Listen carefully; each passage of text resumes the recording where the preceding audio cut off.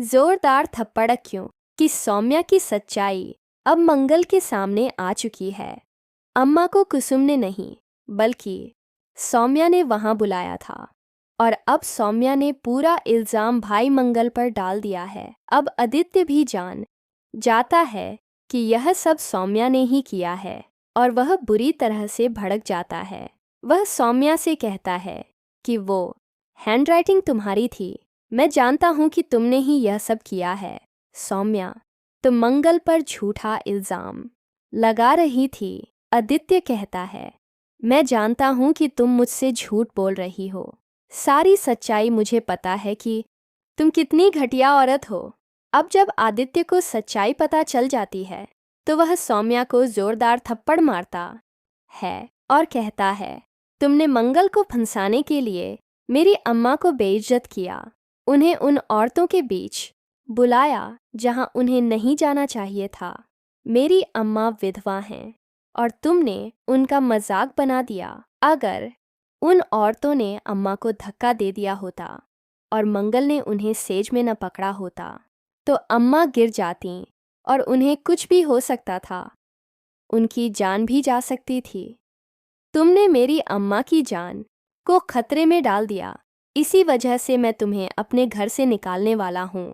अब आप देखेंगे कि सौम्या कान पकड़कर माफ़ी मांगेगी, पैर पकड़कर आदित्य से कहेगी प्लीज़ यह सच्चाई किसी को मत बताना, मैं तुम्हारे पैरों में पड़ती हूँ, मुझे अपनी ज़िंदगी से बाहर मत निकालो, अपना गुस्सा छोड़ो। लेकिन आदित्य कहता है मैं तुम्हें अभी घर से नहीं निकालूंगा, एक बार के लिए माफ़ करता हूँ, लेकिन अगर दोबारा कोई गलती की तो तुम मेरी ज़िंदगी से हमेशा के लिए बाहर हो जाओगी। अब सौम्या सोचती है कि उसने ज़िंदगी में कितने बड़े बड़े कांड किए हैं।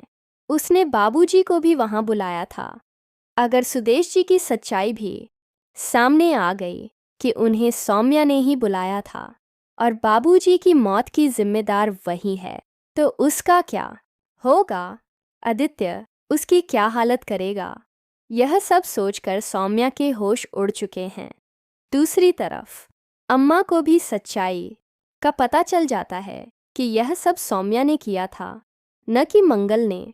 अम्मा मंगल को माफ़ कर देती हैं और सोचती हैं कि मंगल कभी ऐसी गलती कर ही नहीं सकती। अब अम्मा मंगल को गले लगाती हैं और कहती हैं मुझे अब पता चल गया है कि तुमने मुझे नहीं बुलाया था। यह सब सौम्या की घटिया चाल थी, मेरी गलती थी जो मैं उसकी चालों को समझ नहीं पाई और समय पर उसका साथ देती रही, तुम्हारा नहीं।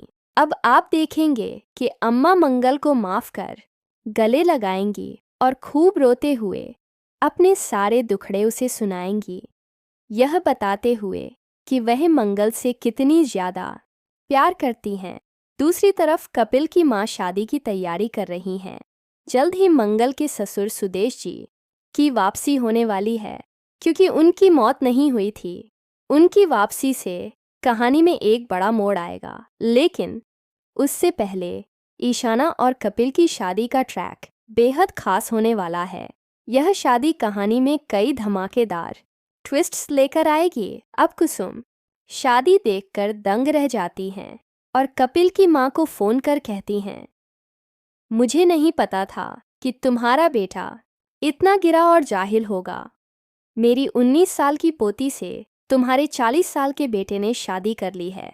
अब बताओ हम कहाँ जाएं, किस मिट्टी में समा जाएं? कपिल की माँ को भी अब बहुत बड़ा झटका लगने वाला है।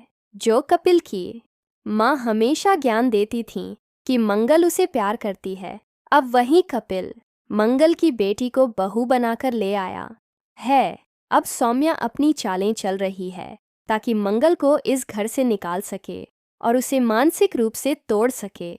ईशाना और कपिल की शादी के बाद सौम्या की चाल बहुत ही ज़बरदस्त साबित होने वाली है और मंगल को 440 वोल्ट का झटका लगेगा, क्योंकि मंगल ने कभी सोचा भी नहीं था कि उसकी बेटी ईशाना की शादी एक इतने उम्रदराज आदमी से हो जाएगी। अब आप बताएं, क्या आप चाहते हैं कि कपिल और ईशाना की शादी हो जाए या सौम्या का पर्दाफाश हो?